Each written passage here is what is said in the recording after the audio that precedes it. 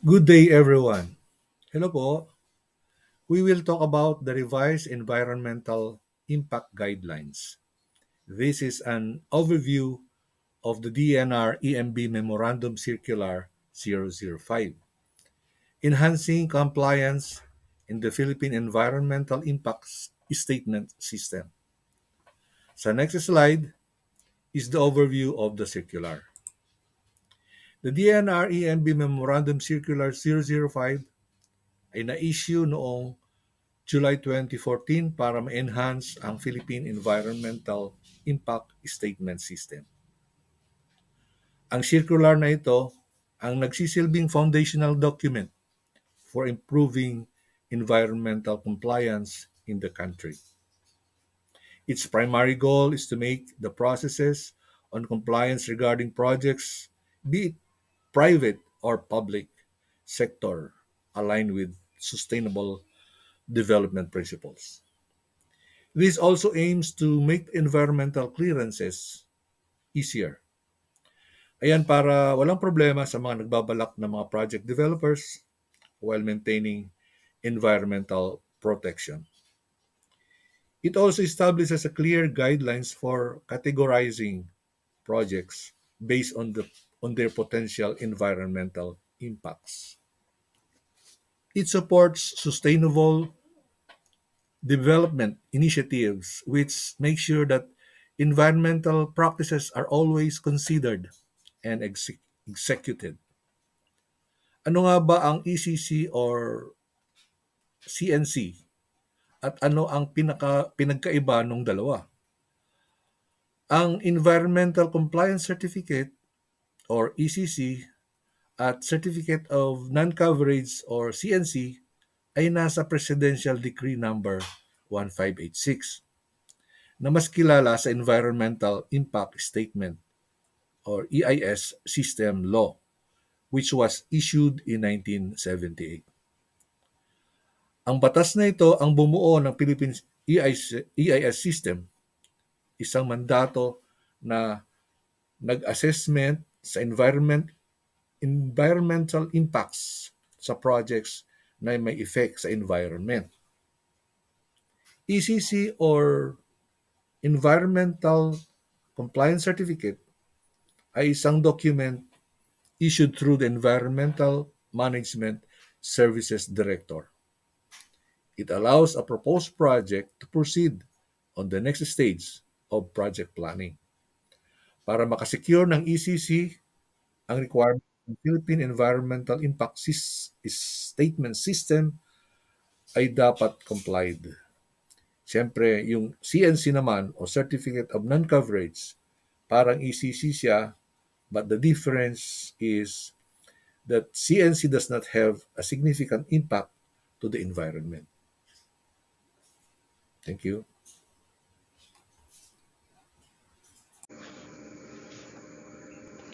Good afternoon. I'm Arlene Castillo Pasion and I will discuss the environmental critical areas. Environmental critical areas are areas that are sensitive to the environment and may be significantly impacted by a certain projects. Examples of these areas are areas declared by law as natural parks, the watershed reserve, the wildlife reserves, and the sanctuaries.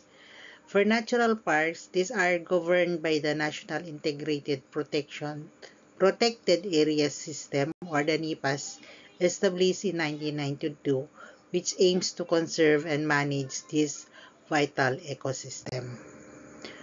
For the watershed reserve, water are areas designated to protect and manage water resources, ensuring the sustainability of water supply for human use, agriculture, and ecosystem. Examples are the Buhusan Watershed Forest Reserve, the Mananga Watershed Forest Reserve, the Santa Lucia Spring Watershed Forest Reserve. For the wildlife preserves, these areas are established to protect and manage species specific species of wildlife, ensuring their survival and conservation. Example are the Turtle Island Wildlife Sanctuary in Tawi-Tawi, the Agusan March Wildlife Sanctuary in Agusan del Sur. We have also the Mount Iglit Baco Natural Parks in Mindoro. For sanctuaries are areas designated for the protection of specific species, habitats, or ecosystem, often with strict regulation to ensure their conservation. Examples are the Ninoy Aquino Parks and Wildlife in Quezon City. We have the Las Piñas Parañaque Wetland Park in Metro Manila and the Chocolate Hills Natural Monument in Bohol. For the number 2, areas set aside as aesthetic potential tourist spots. The Philippines is renowned for its stunning natural beauty, making it a popular tourist destination. So, example of these tourist destinations are the Chocolate Hills in Bohol. We have the Banawa Rice Terraces in Ifugao. We have also the Puerto Princesa Subterranean River Natural Parks in Palawan. We have also the El Nido in Palawan also. We have Taal Volcano in Batangas. We have the 100 Islands Natural Park in Pangasinan. We have Hinagdaan Cave in Bohol. We have the Kawasan Falls in Cebu. We have the Siargao Island in Surigao del Norte. And we have also the Boracay Island in Aklan. For the number 3, areas which constitute the habitat of any endangered and threatened species for the indigenous Philippine wildlife or the flora and fauna. Examples are the Mount Apo Natural Park for the habitat of the Philippine eagle. We have also the Mount Iglit Baco National Park for the habitat of the tamaraw. We have also the Acusan March Wildlife Sanctuary for the habitat of the Philippine crocodile. We have also the Turtle Island Wildlife Sanctuary in Tawi-Tawi for the habitat of hawkbill sea turtle. We have also the Bohol for the habitat of the Philippine tarsier. We have also Palawan, the habitat of the Visayas warty. And we have also the Negros and Panay Island, the habitat of the Negros bleeding heart. And last, we have also the mountain Mindanao and other island, the habitat of Walden hornbill. For the number 4, areas of unique historic, archaeological, and geological or scientific interest. So the Philippines, with its rich history, diverse landscape, and unique ecosystem, offers a wealth of areas holding unique historic, archaeological, geological, or scientific interest. Examples are the Intramuros in Manila. We have the Banawe Rice Terraces in Ifugao. We have the Tabon Caves in Palawan. We have the Mount Apo Natural Park in Davao. We have also the Chocolate Hills in Bohol. We have the Puerto Princesa Subterranean River Natural Parks in Palawan. We have the Mount Pinatubo in Central Luzon. We have the Calao Cave in Cagayan, where the Island Passage in Luzon and Mindoro, and the Mount Kamhaptik in Quezon Province. For the number 5, areas which are traditionally occupied by cultural communities or the tribes. So areas that are historical, traditionally occupied as ancestral lands or ancestral domain by indigenous communities as documented in reputable publication or certified by the NCIP. So the Philippines is home to a diverse array of cultural communities and tribes, each with unique traditions, language, and ways of life. Here are some examples are areas traditionally occupied by these groups are the Cordillera region, the tribe of the Igorot people, collectively known as the people of the mountain, are a diverse group encompassing several tribes, including the Ifugao, the Bontok, Iboloy, Isneg, Kalinga, Kankanaey, and Tiningguan. In Mindanao, this the tribe of the Lumad, are collective term for a non-Muslim indigenous group of Mindanao, including the Blaan, Bukidnon, Higaonon, Mamanwa, Mandaya, Manobo, Mansaka, Sangir, Sobaneen, Tagabawa, Tagakaulo, Tasaday, and Tibuli.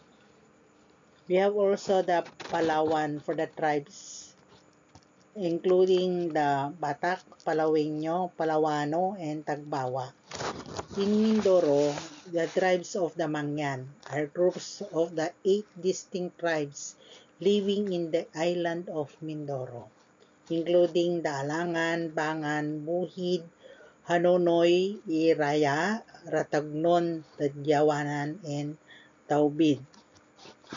In Zambales and Bataan, the tribes of the Ita, also known as the Agta or Aita, are one of the earliest known inhabitants of the Philippines. They are known for their dark skin and nomadic lifestyle. For the number 6, areas are frequently visited and or hard hit by natural calamities. Geological hazard areas are susceptible for landslide, areas identified as prone to land subsidence and ground settling, and areas with sinkhole. We have also flood-prone areas. We have areas frequently visited or hard hit by typhoon, in areas prone to volcanic activities and earthquake. Examples are the Eastern Visayas. The typhoon for this region is directly exposed to the Pacific Ocean, making it prime target for typhoon. We have also the Bicol region. This region is also exposed to the Pacific Ocean and is frequently hit by typhoon. So in Cebu is located near the fault lines, so making it prone to earthquake. For Ilocos region, Ilocos Norte, Ilocos Sur, La Union, and Pangasinan.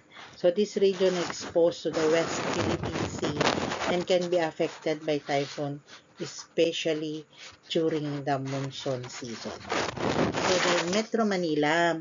Metro Manila is densely populated urban area with limited drainage system, making it vulnerable to flooding during heavy rains. For northern Luzon, this region is located near active fault lines and is prone to earthquake. For the number 7, we have areas with critical slope. So this shall refer to all lands with slope of 50% or more, as determined from the latest official topographic map of NAMRIA. So the Philippines, with its mountainous terrain and frequent heavy rainfall, is susceptible to landslide.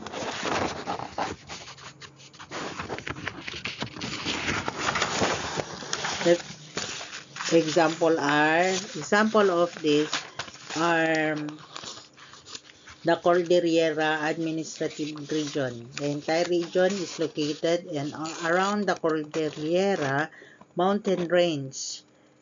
Provinces like Benguet, Mountain Province, Ifugao, Kalinga, and Apayao are particularly prone to landslide.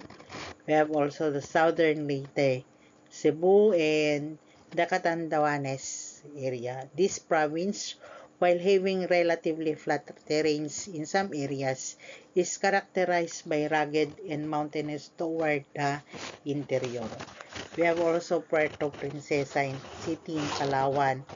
While much of the city has flat to gently sloped, 22 barangays are comprised entirely of steep slope by 30 to 50 slopes. So, we have also in Bani Pangasinan.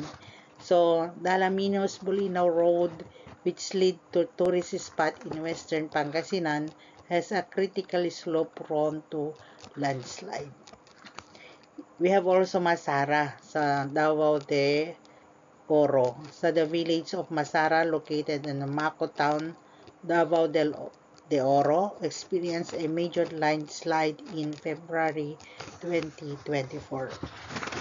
So for the number 8, areas are classified as prime agricultural land. So prime agricultural land shall refer to the lands that can be used for various or specific agricultural lands that can be used for various or specific activities and can provide optimal sustainable yield with a minimum of inputs of development costs as determined by the Department of Agriculture, the Natural Irrigation Administration, or concerned LGU to their zoning ordinance. Example are the Central Luzon. So, their key products are the rice, corn, vegetable, fruits, and the livestock. We have also the Southern Tagalog for their key crops of rice, corn, coconut, and fruits. In Western Visayas, their key crops are sugarcane, rice, coconut, mangoes, pineapple, and seafoods. In northern Mindanao, their key crops are rice, corn, coconut, bananas, pineapple, and rubber. So the Davao region also with their product of banana, pineapple, durian, cacao, coffee, and rubber. In Ilocos region, we have their product as rice, corn, tobacco, mangoes, and garlic. For the Bicol region, their products are the rice, corn, coconut, abaca, and livestock. While in Mindanao, their products are rice, corn, coconut, banana, pineapple, rubber, cacao, coffee, and other fruits and vegetables. For number 9, research areas are qualifiers to source of water replenishment where rainwater or seepage actually enter the aquifers. We have the Mount Makiling Forest Reserve. We have the located in the province of Laguna and Batangas. This forest reserve is a significant source of groundwater recharge. We have also Iloilo, located in the central Philippines, so relies heavily on groundwaters for its water supply. In Metro Manila, the highly urbanized capital region of the Philippines, faces significant groundwater depletion issues. So in Central Luzon, the rice granary of the Philippines. In Southern Tagalog, this region includes areas with diverse topography including coastal plains, mountain, and volcanic areas. So the number 10, we have the water bodies, areas that support fishery and wildlife activities or are top for domestic use. So all natural bodies like rivers, lake, and bay. Examples are the Laguna de Bay in Region 4A, fishery and wildlife. So the largest lake in the Philippines are the Laguna de Bay. Is a vital fishing ground for various species including tilapia, milkfish, and catfish. It also provides habitat to numerous bird species and other wildlife. So the lake is source of drinking water also for the surrounding communities and its waters are also used for irrigation and industrial purposes. We have also Taal Lake, so known for its iconic volcano island. Taal Lake is a significant fishing areas for specific lake like milkfish, tilapia, and shrimp. It also supports a diverse range of bird life, including migratory species. So the lake waters are used for irrigation and domestic purposes for surrounding communities. In Manila Bay in NCR, the Manila Bay is a major fishing ground for various species including shrimp, crab, and fish. It also provides a habitat for marine mammals, sea turtles, and migratory birds. So the bay waters are used for domestic purposes, including fishing and recreation, but pollution from urban areas or industrial activities has significantly impacted its water quality. So Bohol, also with Bohol Sea, is known for its rich biodiversity, including coral reef, seagrass beds, and mangrove forests. It supports a thriving fishing industry and is a popular destination for diving and snorkeling.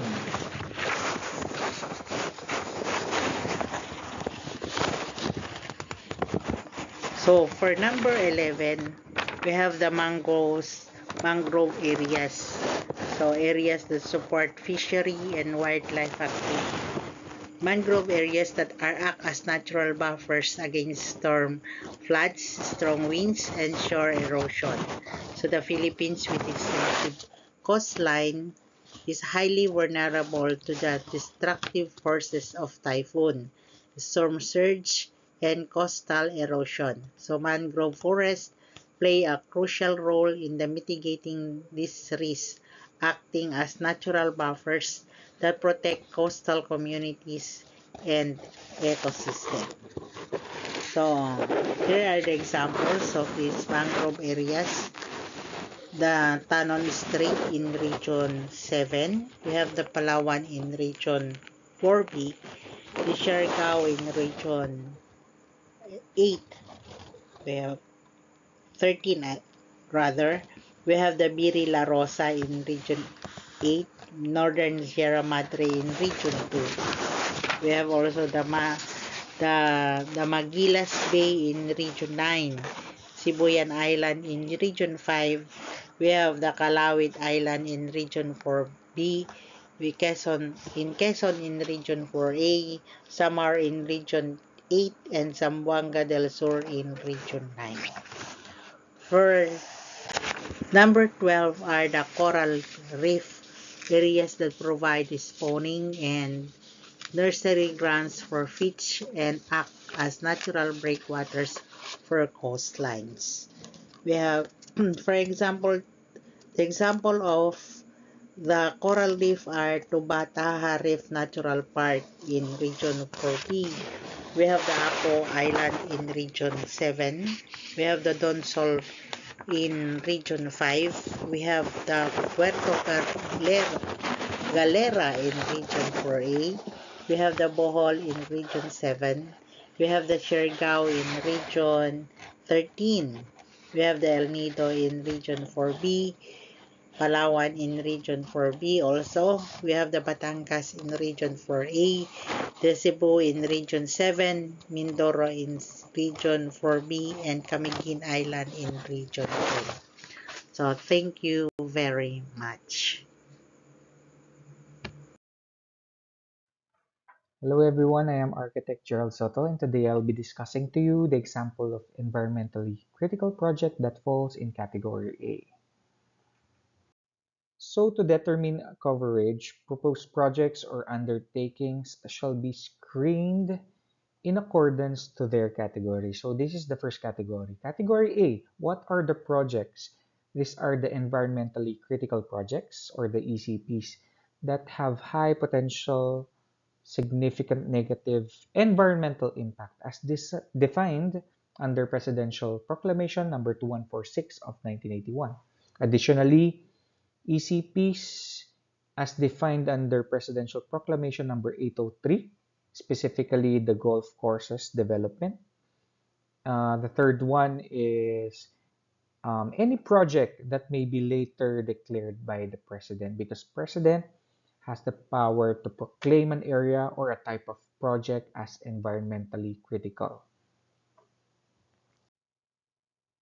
Also, under Section 2.7 of this memorandum, instances of projects under Category B are reclassified as Category A based on the total or revised capacity after the careful review of the ANB Central Office. So these are the projects that underwent major expansion, rehabilitation, and or those projects which have resumed after they have stopped operation for a prolonged number of years. So proponents under these projects implemented from 1982 onwards are required to secure an ECC or the Environmental Compliance Certificate. So in securing ECC, it shall be accompanied with the following requirements: the EIA or the Environmental Impact Assessment Report in the form of number 1, the Environmental Impact Statement, number 2, the Initial Environmental Examination Checklist Report, number 3, the EPRMP or the Environmental um, Performance Report and Management Plan, number 4, Programmatic EIS or the Programmatic EPRMP. So what are the requirements for Category A project? It depends. Category A projects are divided in three subcategories. The first one is the Category A1, which is specifically for new projects. So for co-located projects, you'll be needing an EIS, and for single projects, a programmatic EIS is what you need to submit. Um, by the way, co-located projects are the multiple distinct projects that are located in just one facility. They share the same resources, um, and on the other hand, the single projects naman, they have an individual or specific operation and does not share the same resources with other projects. So next category is category A2, and these are for the existing projects or for the projects to be expanded, modified, and or rehabilitated. So for co-located projects, you'll be needing a programmatic EPRMP. For single projects naman, you'll be needing an EPRMP in case monitoring data are available. And EIS naman if no monitoring data are available. What do you mean by the availability of the monitoring data? It means that the project is actually has an ongoing operation with environmental parameters to report. So you are actually basing your data based on the existing environmental performance. Unlike if no monitoring data are available, it means that the project is still undergoing a pre-planning stage or a pre-design stage, or maybe the project has yet to accumulate data for environmental parameters. Ibig sabihin, wala pa talaga silang data na substantial to report. So in case you'll be needing EIS, and if the project is ongoing or operational, you'll be needing an EPRMP.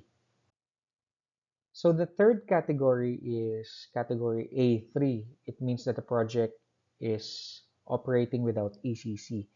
So it's actually has the same requirements with category A2. Um, so to end, these are the example of category A projects. So environmentally critical projects or ECPs are divided into categories.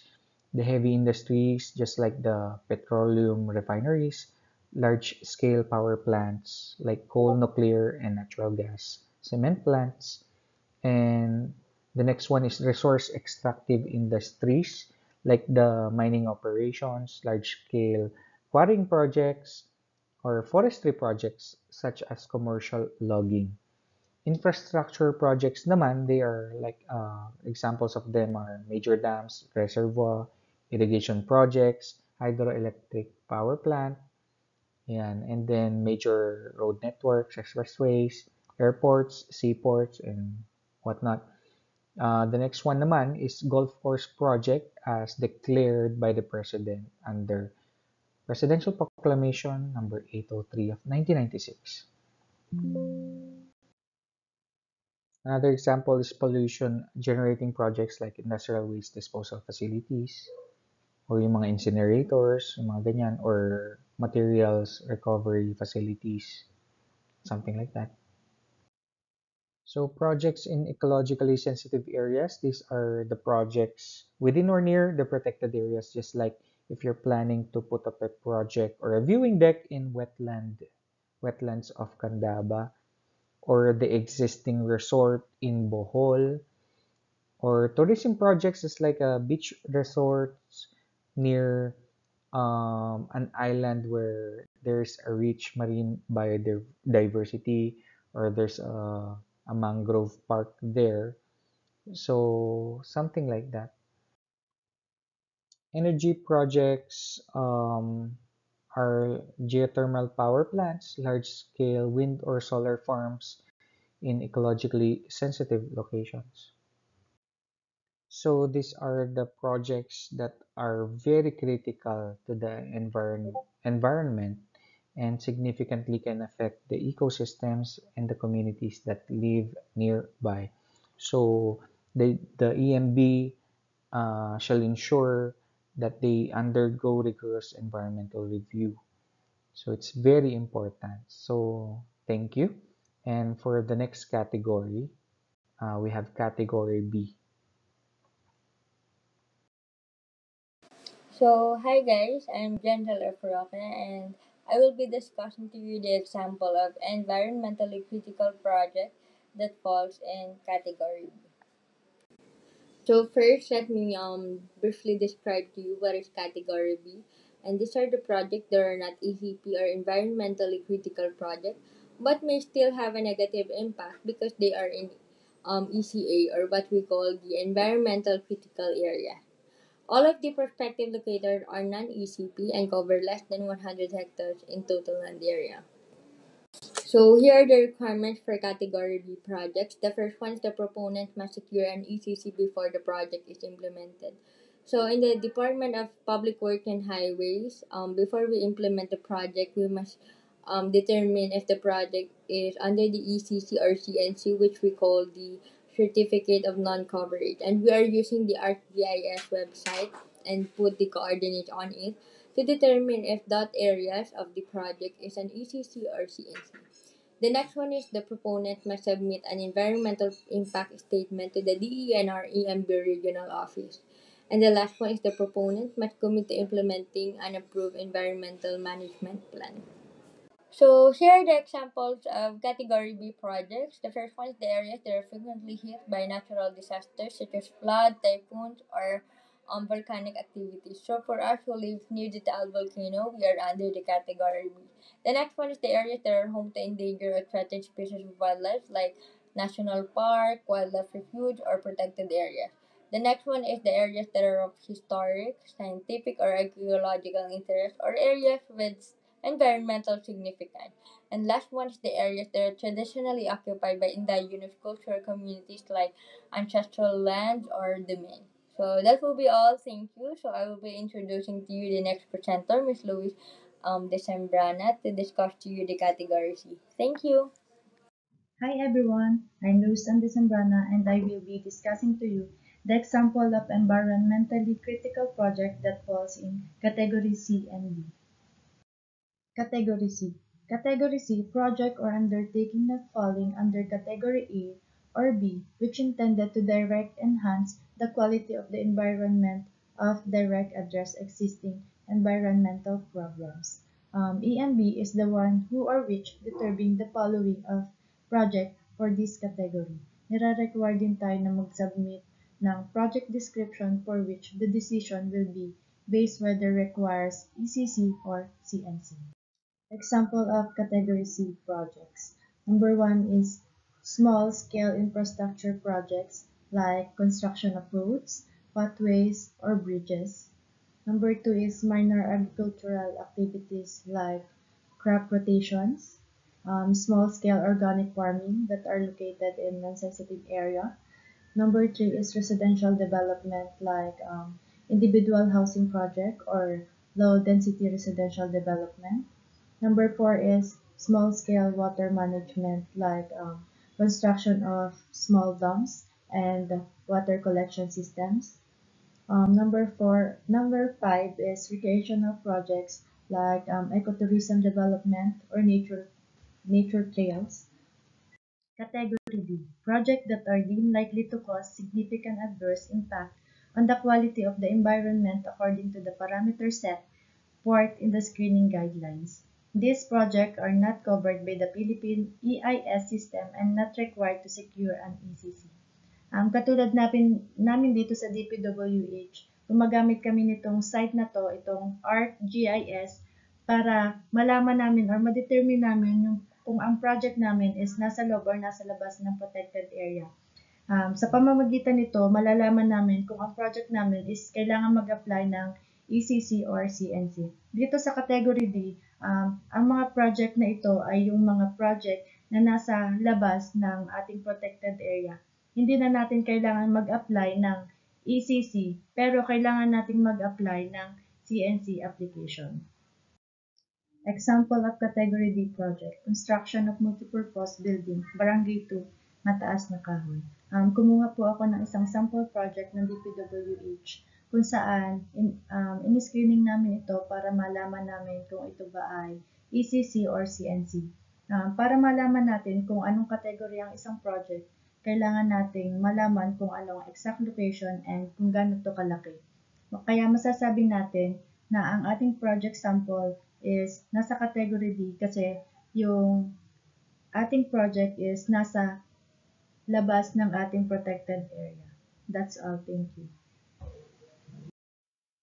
Hey everyone, I am Marian Castro and I'll be presenting to you environmentally critical projects. So a technical definition, in accordance to Presidential Proclamation number 2146 and Proclamation number 803, certain areas and projects are declared environmentally critical, which requires rigorous environmental impact assessment before they can proceed. So yun nga, there are certain activities and projects that are identified as environmentally critical. These projects are referred to as potentially harmful to the environment as well as crucial sa ating natural resources. In fact, these projects will affect our environmental conservation. So because of this, guidelines are very vital as well as approval from the government must be complied to ensure that these activities are properly managed. The purpose is to obtain and maintain the balance of socioeconomic growth and environmental conservation and protection. So, in accordance to this policy, there are four main categories. First is heavy industries, next is resource extractive industries, another is infrastructure projects, and lastly, the golf course projects. So, further explanation will be presented to you by the next presenter. Thank you. Everyone, good day. I'm Chad Anthony Villela. My topic is about the heavy industries. The first technical description for the subcategory under each of the ECP categories as provided in the PP number 2146 shall be referred to in coverage screening. First technical description is the non-ferrous metal industries. Non-ferrous metal industries shall refer to the organized and coordinated arrangement of the manufacturing processes designed to prepare, smelt, process, or recycle non-ferrous metals into marketable products. What is the non-ferrous metal? are metals or alloys that do not contain significant amount of iron, such as copper, gold, or aluminum.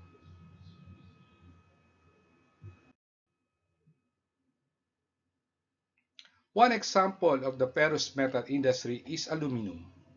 The process of aluminum starts with the raw materials of alumina, liquid pitch, petroleum coke, mixed together then fed to the pot shell. Melted by applying electricity. Gases are produced from the melting process are treated by the scrubbing system. Once completed, the molten aluminum is transferred to the cast house for final molding into billet, ingot, or slab.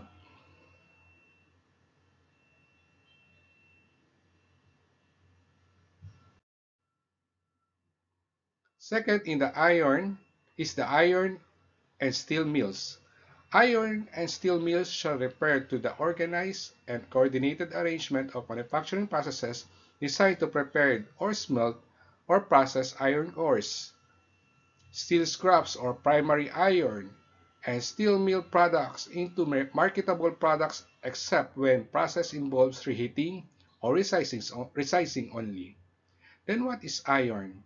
Iron is naturally occurred metal that is found together with the rocks. And steel is the mixture between iron and a percentage of carbon. Carbon makes the steel much stronger.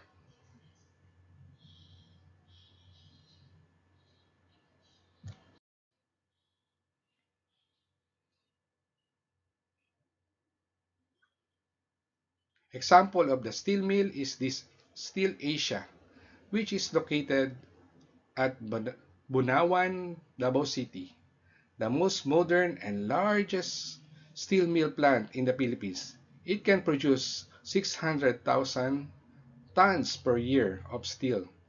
On the right side shows the process on how to cast iron and the steel are produced.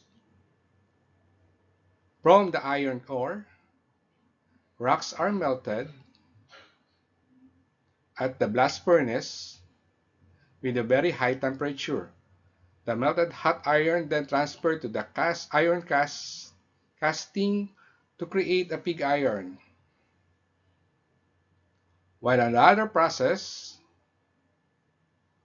the melted hot iron is transferred to converter shop, which is mixed exactly with the exact percentage of carbon to produce a molten steel, then transferring to the Conticaster to shape the steel to slab, plates, and other structural members. Third is the petroleum and petrochemical industry. Petroleum and petrochemical industry shall refer to the organized and coordinated arrangement of manufacturing process designed to physically and or chemically transform petroleum and its derivatives into marketable products. What is petroleum and petrochemical? Petroleum is a complex mixture of hydrocarbons formed by the decomposition of fossil remains. In other words, petrochemical are chemical substances derived from the refining and processing of crude oil and natural gas. In the right side of picture shows a part of petroleum refinery which is called hydrocracker processing unit. Example of petroleum petrochemical process. Left side shows the process of the crude oil distillation where a certain temperature produces different kinds of petroleum byproduct. Right side is the manufacturing process of petrochemical coming from the natural gas and also from the crude oil.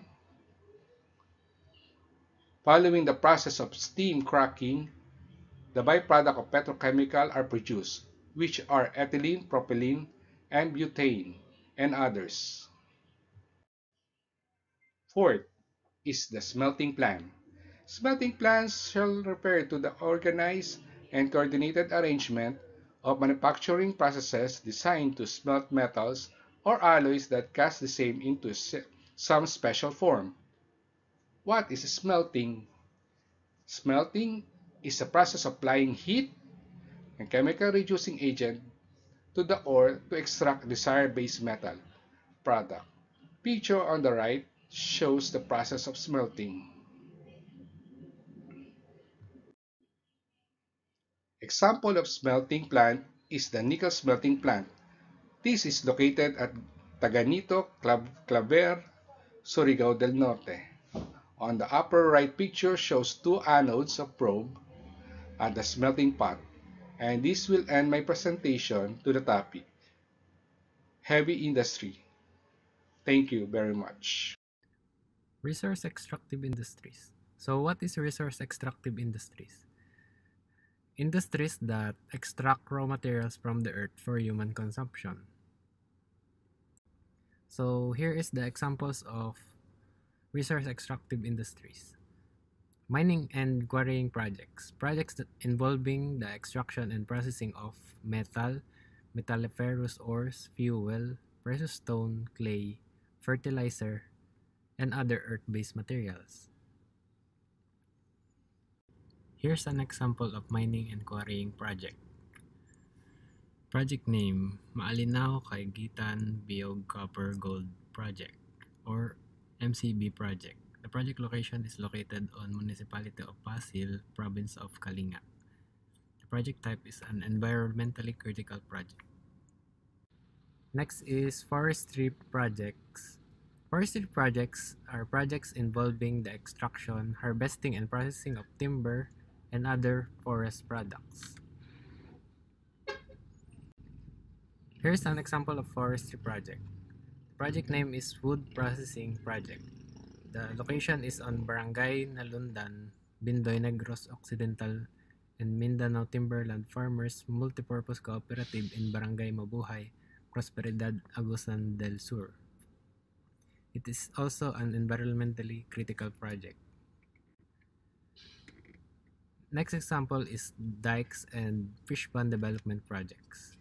Natural or artificial water impoundment involving construction, like dikes, fish cage, and aquaculture purposes. Here's an example of dikes and fish pond development projects. Project name is Pantabangan Aquaculture Park Project. Its location is in Nueva Ecija.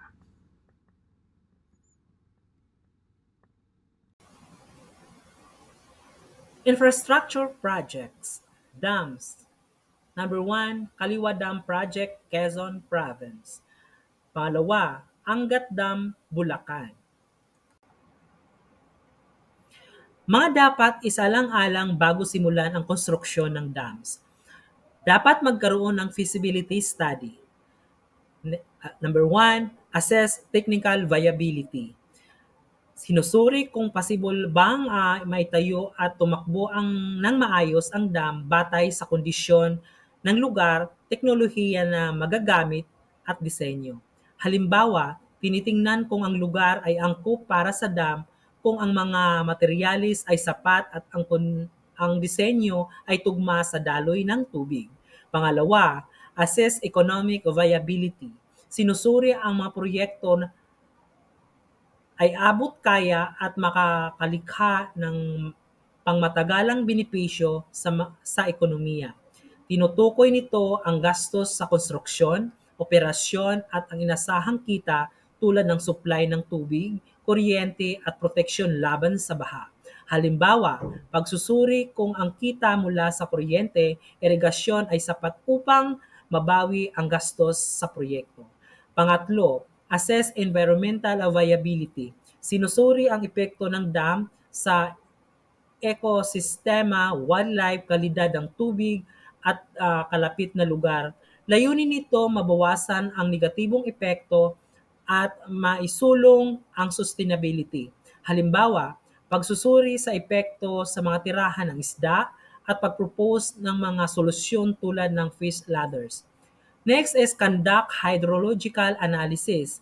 Sinusuri ang dami ng tubig, daloy nito, pagbabago ng panahon, at panganib ng pagbaha upang matiyak na kayang mag-imbak at maglabas ng tubig ang dam ng maayos. Halimbawa, pagsukat ng daloy sa ilog para makalkula ang kapasidad ng reservoir.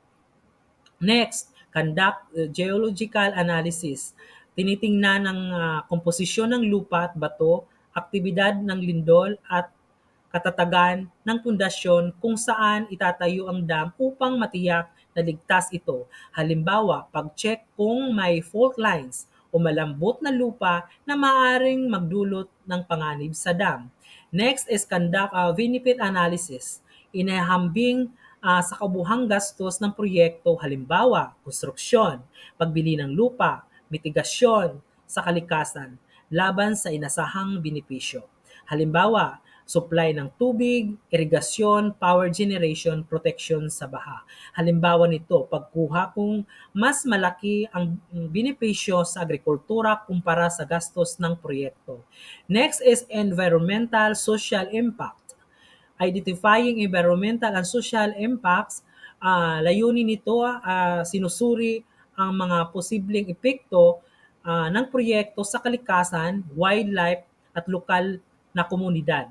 Kasama rito ang pag-aaral kung paano maapektuhan ang mga likas na yaman, biodiversity at kabuhayan ng mga tao. Halimbawa, pagsusuri kung ang pagtatayo ng dam ay magdudulot ng deforestation, pagkawalan ng habitat ng hayop o pagbaha sa mga tirahan ng komunidad. Next is secure an environmental compliance certificate. Kumukuha ng environmental compliance certificate mula sa Department of Environment and Natural Resources bilang patunay na ang proyekto ay sumusunod sa mga batas, pangkalikasan at may sapat na plano para mabawasan ang masamang epekto nito. Halimbawa, kinakailangan ng ECC bago simulan ang proyekto upang matiyak na aprobado ng DENR ang mga mitigasyon plan tulad ng reforestation o proper waste management. Next is consult with affected communities and mitigate displacement issues. Makipag-ugnayan sa mga komunidad na maapektuhan upang marinig ang kanilang mga alalahanin at magbigay ng solusyon sa mga problemang dulot ng proyekto, tulad ng paglikas o pagkawala ng kabuhayan. Halimbawa, pagsagawa ng public consultation upang ipaliwanag ang proyekto at sagutin ang mga tanong ng mga residente. Next, magbigay ng relokasyon at livelihood programs para sa mga pamilyang kinakailangan ilipat. So, susunod naman ay ang legal administrative approvals. Obtain permits. Kinakailangan na kumuha ng mga legal na permit bago simulan ang proyekto upang matiyak na sumusunod ito sa regulasyon. Ang ilang pangunahing permit ay ang water rights permit mula sa National Water Resources Board, karapatan gamitin ang tubig mula sa ilog o iba pang natural na pinagkukunan ng tubig para sa proyekto. Next is a free, prior, and informed consent mula sa National Commission of Indigenous People.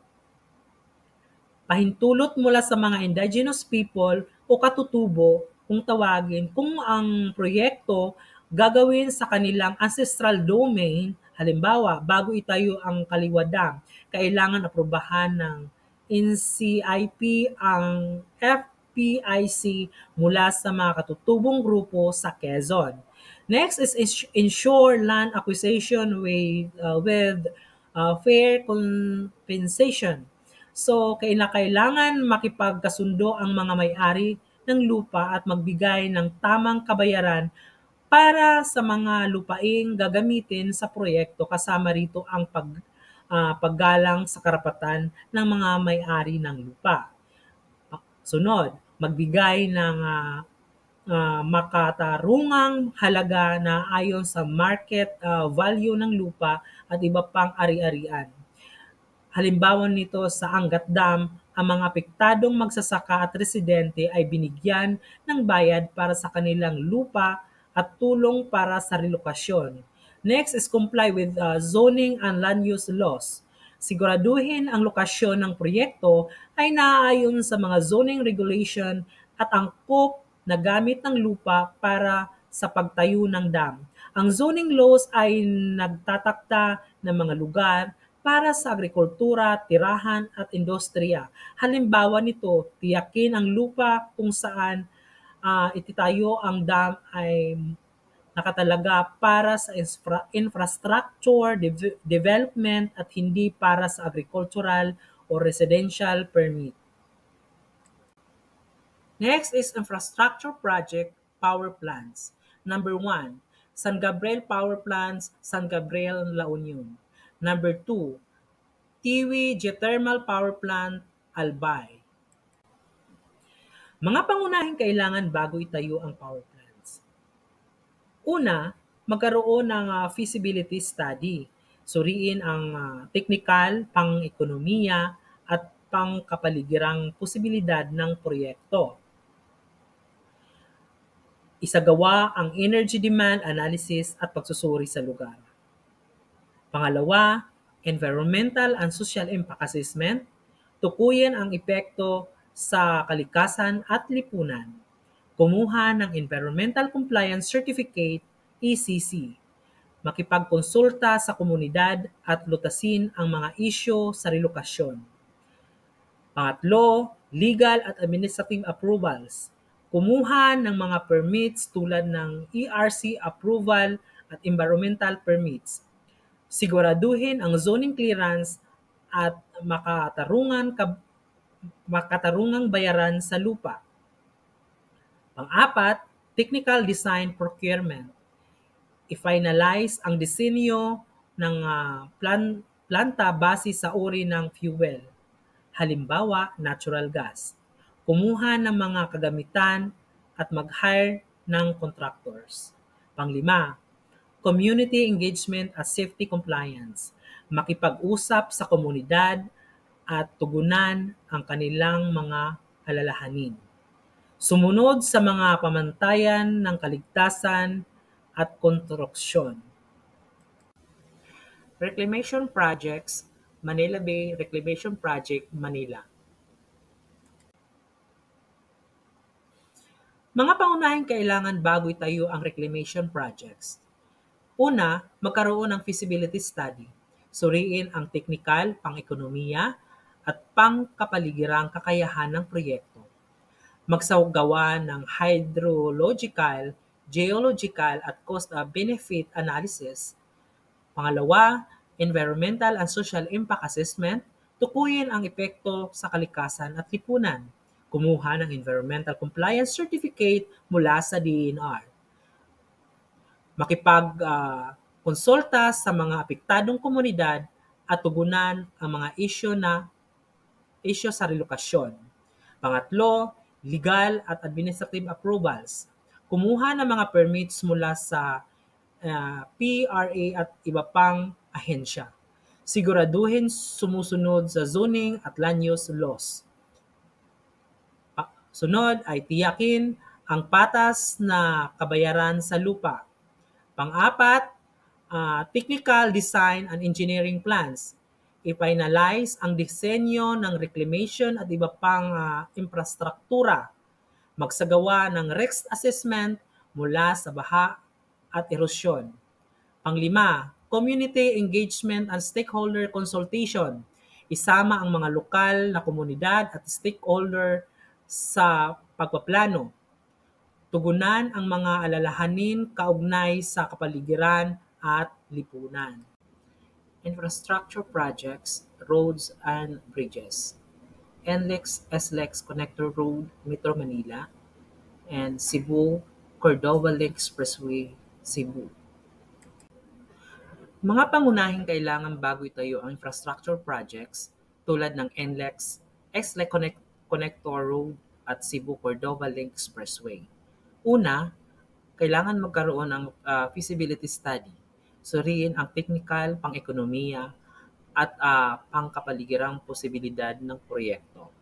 Isagawa ang traffic demand analysis at cost-benefit evaluation.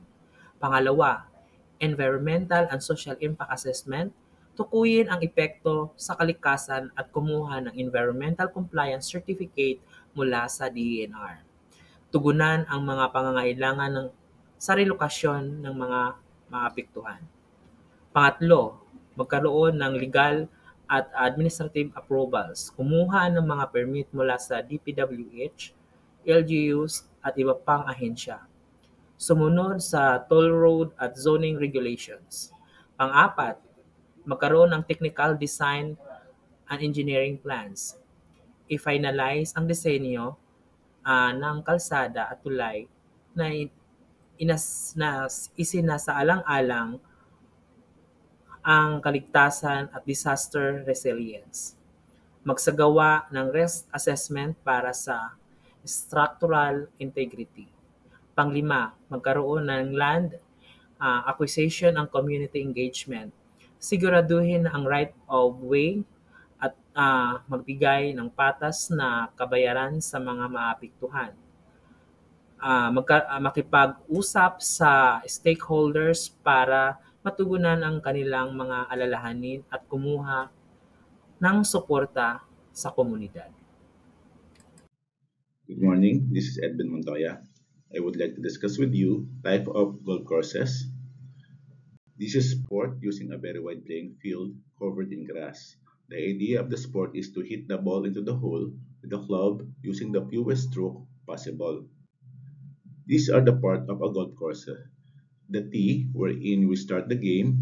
The idea of the game is to navigate the ball from the tee through the fairway until it reaches the green and ultimately put that ball into the hole while avoiding rough, the sandbanker, and the water hazard.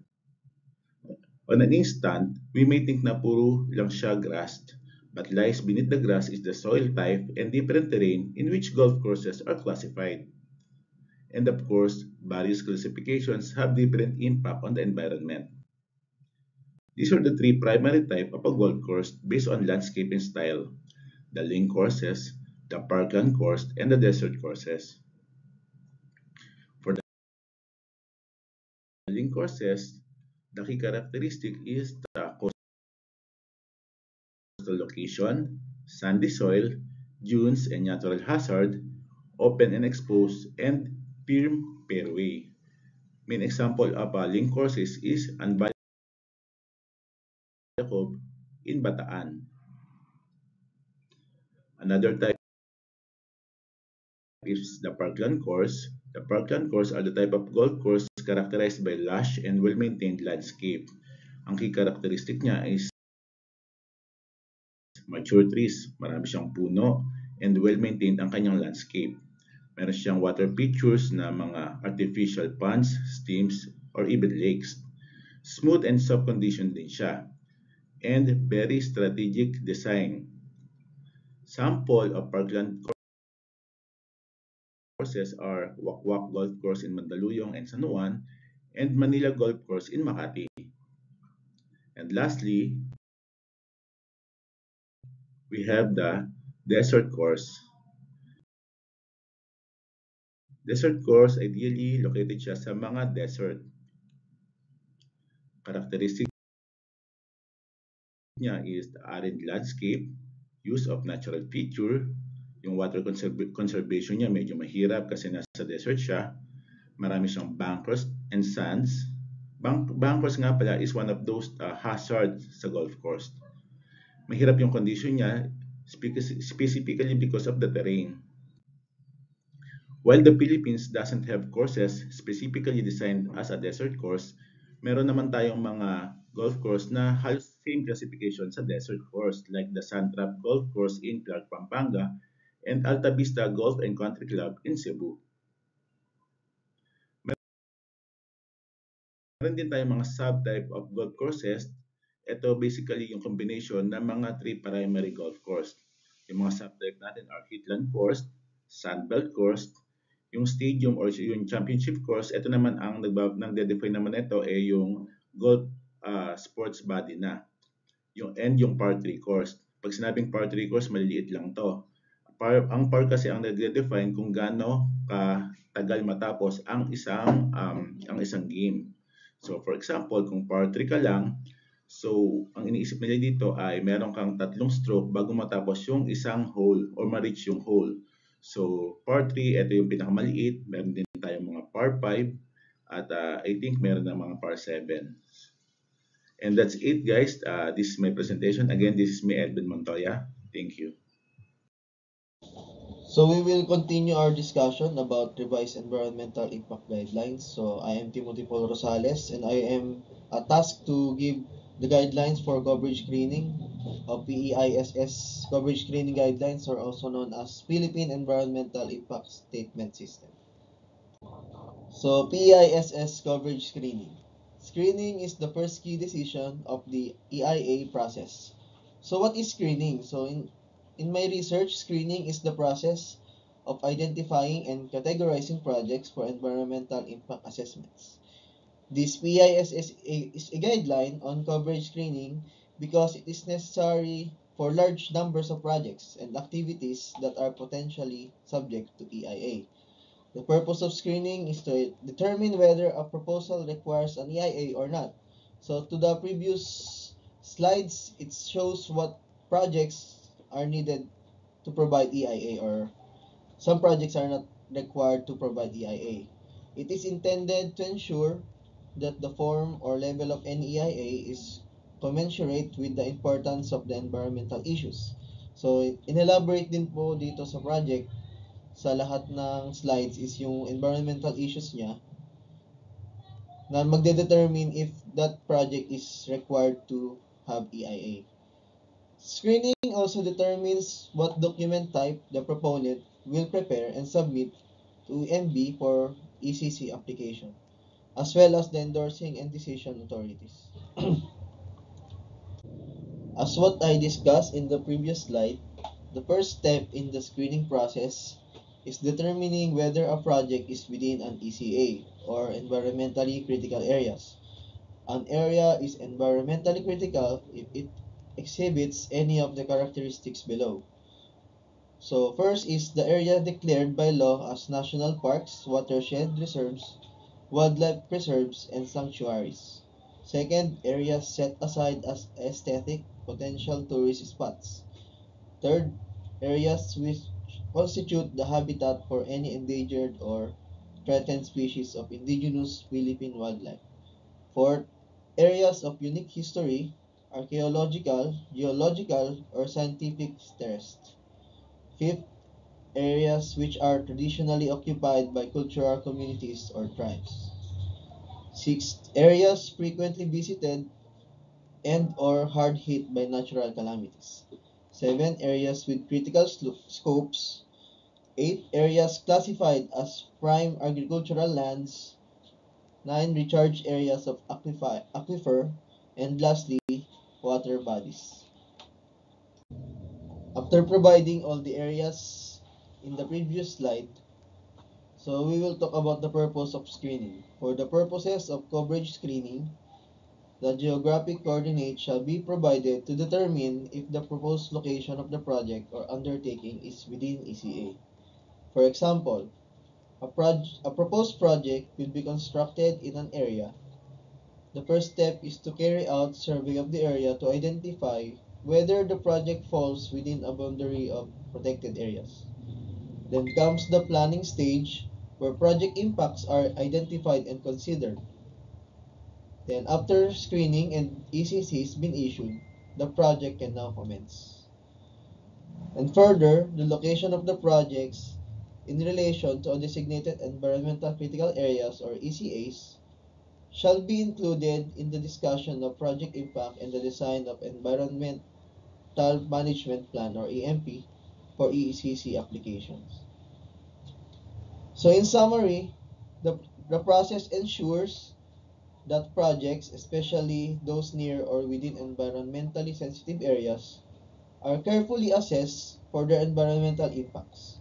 providing geographic coordinates and incorporating the EFP into the ECC application, which helps to regulate authorities to evaluate whether the project can proceed while safeguarding the environment. Hello everyone, this is AJ. I'll be continuing to discuss the guidelines for coverage screening. This presentation focuses on the environmental compliance framework under the Philippine Environmental Impact System or EIS. Specifically, we will cover two project categories, those operational before 1982 and those that have ceased operations for extended periods. This discussion is critical for ensuring compliance with regulatory standards while supporting sustainable development. Let's begin. Projects operational prior to 1982 fall under Category D of the Philippine EIS. These projects are not covered by the EIS if they meet certain conditions. First, there must be no expansion in production capacity, product lines, or area. For instance, an old sugar mill adding a refinery or distillery would no longer qualify for this exemption. Second, the project must not have stopped operations for more than 2 years continuously since 1982. Third, the technology or process used must remain unchanged. And finally, there should be no structural or facility changes. If any of these conditions are not met, the project falls under EIS coverage. Projects that have stopped operations for more than 5 years can resume without obtaining a new environmental compliance certificate, provided they meet strict conditions. These include continuous submission of compliance monitoring reports or compliance monitoring validation reports, or having an officially approved suspension. Additionally, no ACC relief or cancellation should have been approved. There should be no expansion in production capacity or modifications in processes, and the project must not have undergone ownership changes. Failure to meet any of these conditions requires filing a new ECC application. A project is considered to have stopped operations if all production and manufacturing activities have ceased, and no emissions or discharges occur beyond those linked to maintenance or administrative personnel. However, maintenance and care programs officially acknowledged by the Mines and Geosciences Bureau for mining projects are considered ongoing operations and are therefore exempt from being classified as a stoppage. This distinction ensures fair treatment for projects maintaining environmental safety even during operational pauses. Let's look at some practical examples. A sugar mill established before 1982 cannot expand operations such as adding a distillery or alcohol plant without being covered by the EIS. On the other hand, mining projects that have implemented maintenance and care programs approved by the MGB are not considered to have stopped operations and can continue without needing a new ECC. These examples illustrate how compliance conditions are applied in real-world scenarios. In conclusion, environmental compliance under the Philippine EIS ensures that projects operate responsibly while protecting environmental resources. The pre-1982 projects and those that have stopped operations must strictly adhere to exemption criteria, such as avoiding expansions, maintaining reporting continuity, and ensuring no changes in technology or ownership. Understanding and complying with these requirements is vital for sustainable operations. That would be all for my presentation. Thank you for your attention. Magandang araw sa inyong lahat.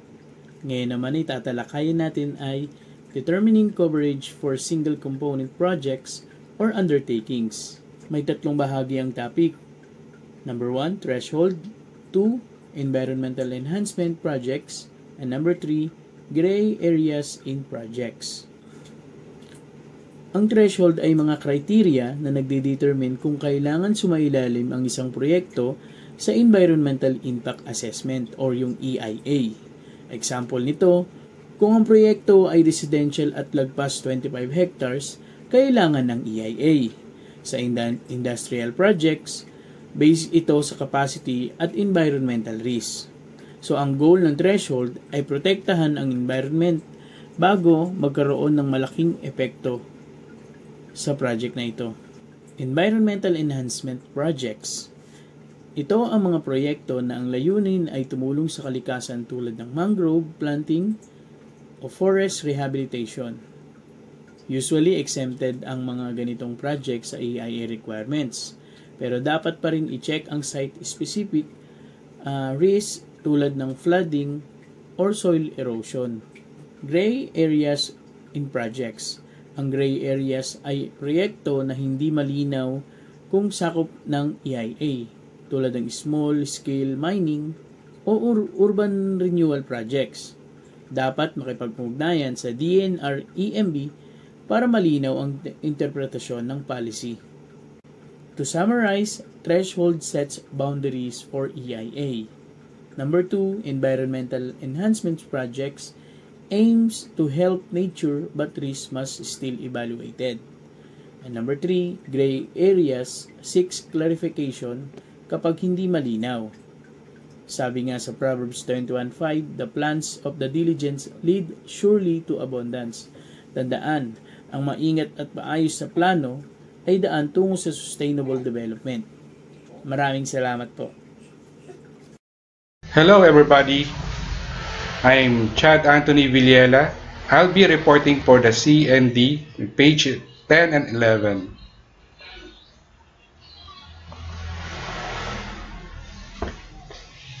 Determine categories multiple components projects. The procedures under this section shall apply to new projects and or proposed major expansion, rehabilitation, and or modification of existing projects, as well as resumption of projects that have stopped operation from a prolonged period. The categorization shall be based on all components of the entire project, for example, both existing and new and proposed. Proponents are defined as facilities, modules, or parts of a project whose viability and existence depends exclusively on the project and or those outputs, goods, or services are essential for successful operation of the entire project. And standalone projects consist of single facility or module that can function independently. For projects with multiple components, the following screening procedures shall serve as a guide for EMB and the project proponent. The category of each proponent shall be determined using the guidelines prescribed above section 4-B. Number 2. The category for the project with multiple components shall be determined by the highest category. For example, is the table below, where there is the table for the proponent 1 and 2, 3 category ABC and project category ABA.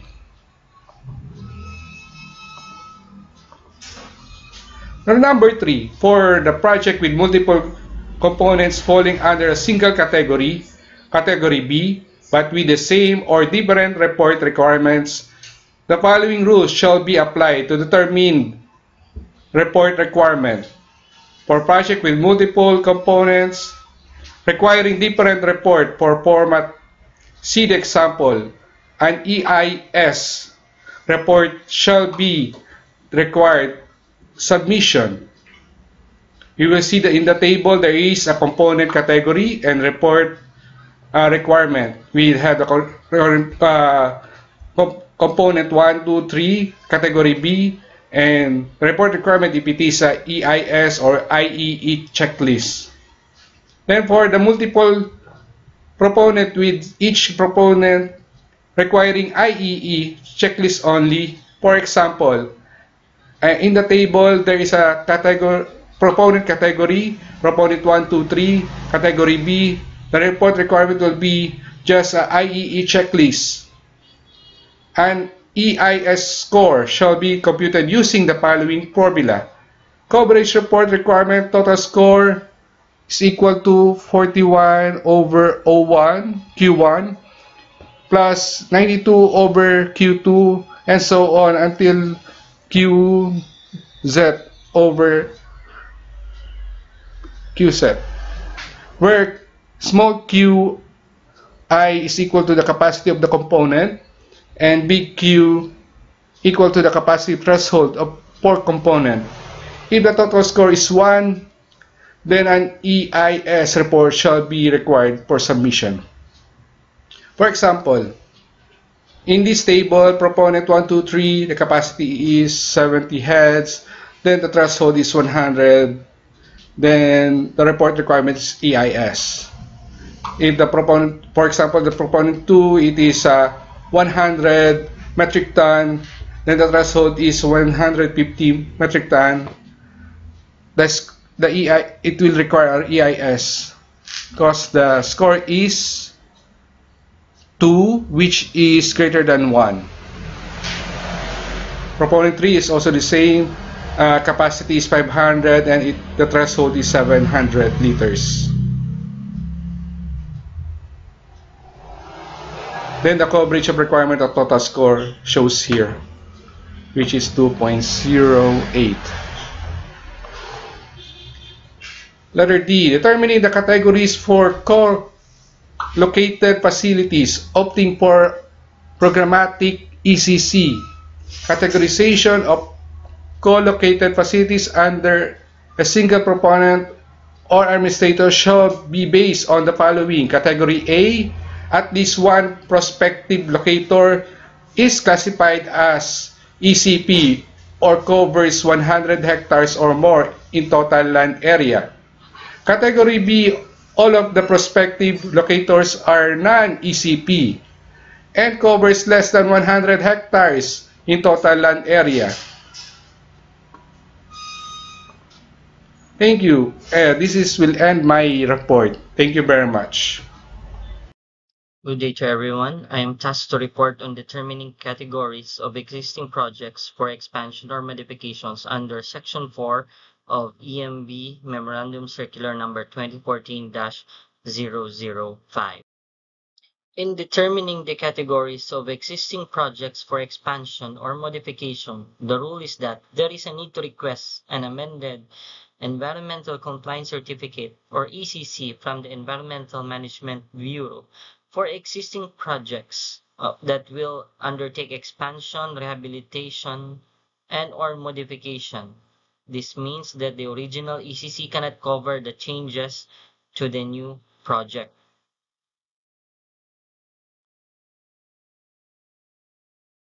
Circular number 2014-005 classified amendments into two, major and minor amendments. An amendment is considered major if modification will have an additional and significant negative adverse impact to environment, or updating or revision of the ENP alone cannot sufficiently address the impacts arising from such modifications. This means that if a new negative or adverse environmental issue or impact arises because of the proposed amendment, which was not considered prior to the issuance of the original ECC, then such case can be considered a major amendment. Examples of major amendments are expansion of project area outside the catchment or environment as described in the original EIA report, increase in the project size parameter by more than the corresponding threshold as indicated in Annex A, and other types of changes which makes the EMP in the original EIA report inadequate to address the identified significant adverse environmental impacts. Is minor amendment. The requested amendment is considered minor if the modification has no or negligible adverse effect to environment or those that can be addressed by existing or modified environmental management plan, or it pertains to a request for change in name, address, and similar administrative matters. Examples of minor amendments are typographical errors, extension of deadlines for the submission of post-ECC requirements, extension of ECC validity which should be filed 3 months prior to expiration, change in company name or ownership, change in project layout within the same project study area without changes in the process or production capacity, and inclusion of environmental components or facilities that will not pose negative impact to the environment. Other amendments shall be deemed major or minor based on the determination of the EMB. Major ECC amendments may either require a new ECC or an amendment to the major conditions of the ECC. Now, for the categorization of projects for expansion or modification, the total capacity of the existing and proposed expansion shall be compared against threshold indicated in Annex A. It shall be used in determining the category of projects for expansion or modification. ECC applications for projects originally classified as Category B but are reclassified as Category A based on the total or revised capacity shall be processed at the EMB Central Office, and in such case, the EMB Regional Office shall turn over the original ECC application process documentations to the Central Office. For categorization of expansion in terms of additional components, Section 4C shall be followed. If individual ECC has been issued for the various components, the ECC shall be consolidated. That's all. Thank you for listening. Hello everyone, this is AJ. I'll be continuing to discuss the guidelines for coverage screening. This presentation focuses on the environmental compliance framework under the Philippine Environmental Impact System or EIS. Specifically, we will cover two project categories, those operational before 1982 and those that have ceased operations for extended periods. This discussion is critical for ensuring compliance with regulatory standards while supporting sustainable development. Let's begin. Projects operational prior to 1982 fall under Category D of the Philippine EIS. These projects are not covered by the EIS if they meet certain conditions. First, there must be no expansion in production capacity, product lines, or area. For instance, an old sugar mill adding a refinery or distillery would no longer qualify for this exemption. Second, the project must not have stopped operations for more than 2 years continuously since 1982. Third, the technology or process used must remain unchanged. And finally, there should be no structural or facility changes. If any of these conditions are not met, the project falls under EIS coverage. Projects that have stopped operations for more than 5 years can resume without obtaining a new environmental compliance certificate, provided they meet strict conditions. These include continuous submission of compliance monitoring reports or compliance monitoring validation reports, or having an officially approved suspension. Additionally, no ACC relief or cancellation should have been approved. There should be no expansion in production capacity or modifications in processes, and the project must not have undergone ownership changes. Failure to meet any of these conditions requires filing a new ECC application. A project is considered to have stopped operations if all production and manufacturing activities have ceased, and no emissions or discharges occur beyond those linked to maintenance or administrative personnel. However, maintenance and care programs officially acknowledged by the Mines and Geosciences Bureau for mining projects are considered ongoing operations and are therefore exempt from being classified as a stoppage. This distinction ensures fair treatment for projects maintaining environmental safety even during operational pauses. Let's look at some practical examples. A sugar mill established before 1982 cannot expand operations, such as adding a distillery or alcohol plant, without being covered by the EIS. On the other hand, mining projects that have implemented maintenance and care programs approved by the MGB are not considered to have stopped operations and can continue without needing a new ECC. These examples illustrate how compliance conditions are applied in real-world scenarios. In conclusion, environmental compliance under the Philippine EIS ensures that projects operate responsibly while protecting environmental resources. The pre-1982 projects and those that have stopped operations must strictly adhere to exemption criteria, such as avoiding expansions, maintaining reporting continuity, and ensuring no changes in technology or ownership. Understanding and complying with these requirements is vital for sustainable operations. That would be all for my presentation. Thank you for your attention. Good day, everyone. I'm Siti Aisa Okshaw, and I'm going to discuss the projects that were not implemented within ECC effectivity. So the ECC issued will be considered not valid if the project is not implemented within 5 years unless otherwise specified in the ECC. The proponent is required to apply for new ECC if he has no intention to implement the project. So let's now discuss the determination of jurisdiction over non-ECP projects. So for projects or undertakings that are not environmentally critical shall be under the jurisdiction of the DNR EMB regional office where the project is located. So all EIA reports submission for non-ECPs, whether an IEE checklist or IEIS shall be received and evaluated by the DNR ENB regional office concerned. So what if the project is located in two different regional offices? So in case the project will be located in an area which falls under the jurisdiction of two or more DNREMB regional offices, the offices concerned shall by themselves determine their respective participation in evaluating the EIA. So the DNREMB regional office under whose jurisdiction majority of the project area is located will be the lead office in evaluating the EIA submissions and have jurisdiction to decide on the ECC application. So the ECC issuing office shall also have the responsibility for compliance, monitoring, and other subsequent activities under the EIS system.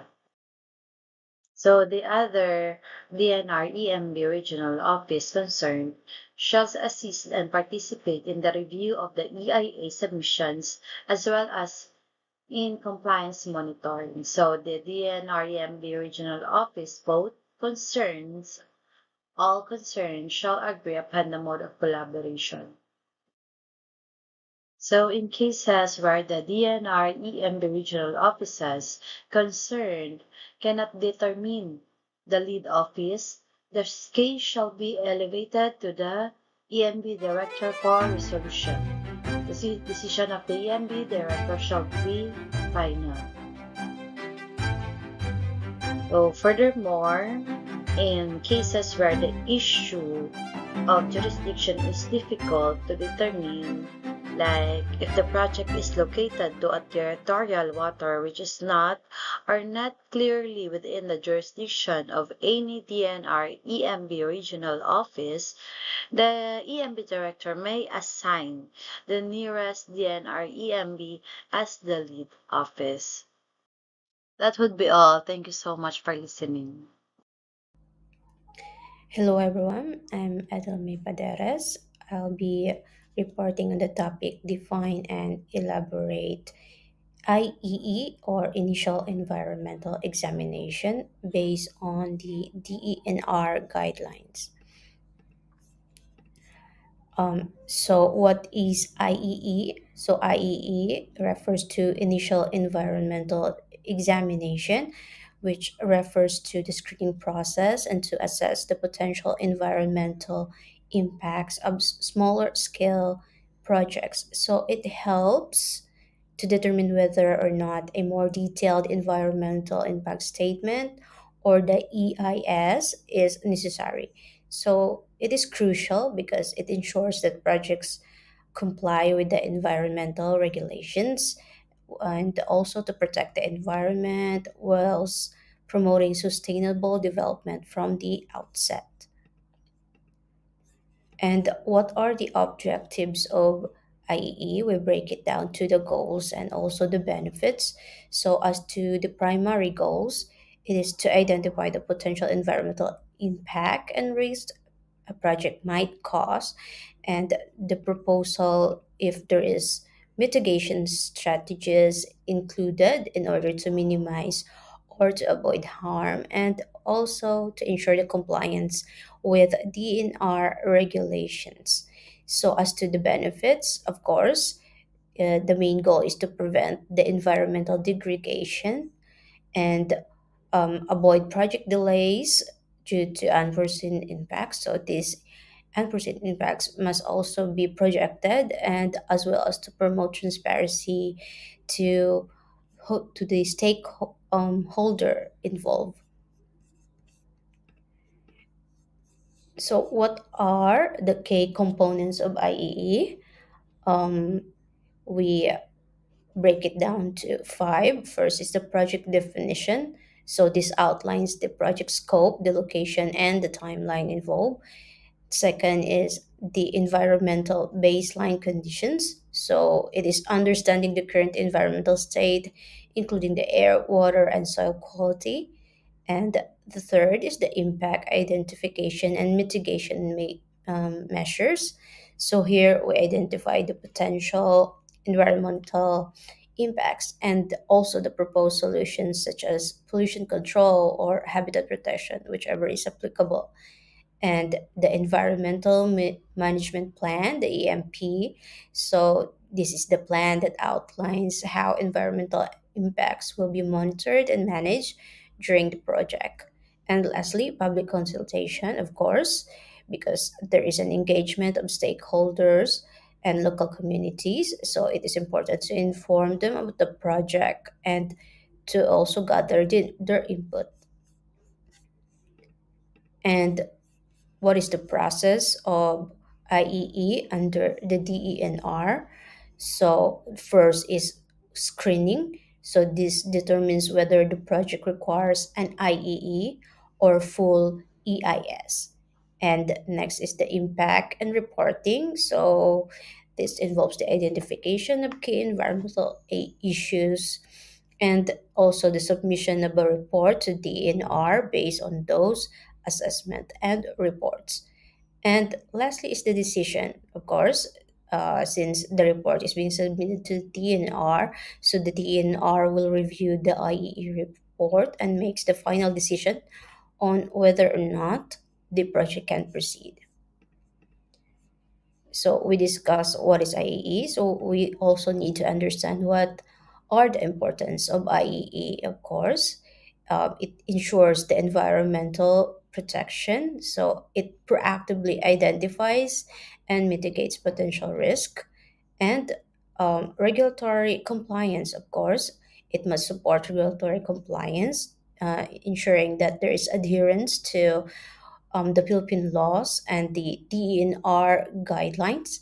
And lastly is to promote sustainability. It helps reduce long-term environmental damage and support sustainable development.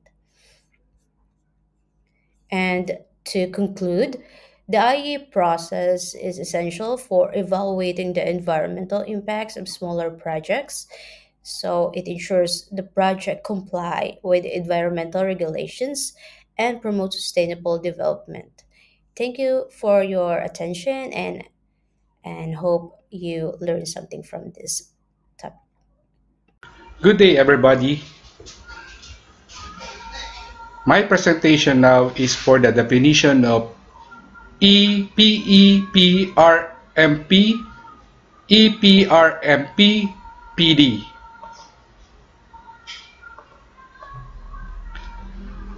Programmatic Environmental Performance Report and Management Plan. The documentation of actual cumulative environmental impacts of co-located projects with proposals for expansions. The PEPRMP should also describe the effectiveness of current environmental mitigation measures and plans for performance improvement. Refer to the screening form for the prescribed contents of the EPRMP posted in the EMB website. Secondly, Environmental Performance Report and Management Plan, or EPRMP.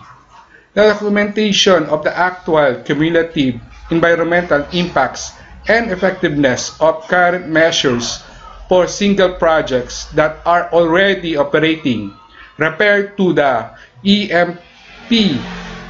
EPMRMP screening form for the prescribed contents of the EPRMP based on the EIS threshold, and to the EPRMP checklist for those with IEE checklist thresholds posted in the EMB website. Project description, or PD, as standard documentation of the description necessary to conform non-coverage of Category D and Category C project, as well as posted operating prior to 1992, referred to Annex C for the PD format and contents. Thank you. This is the last of my report.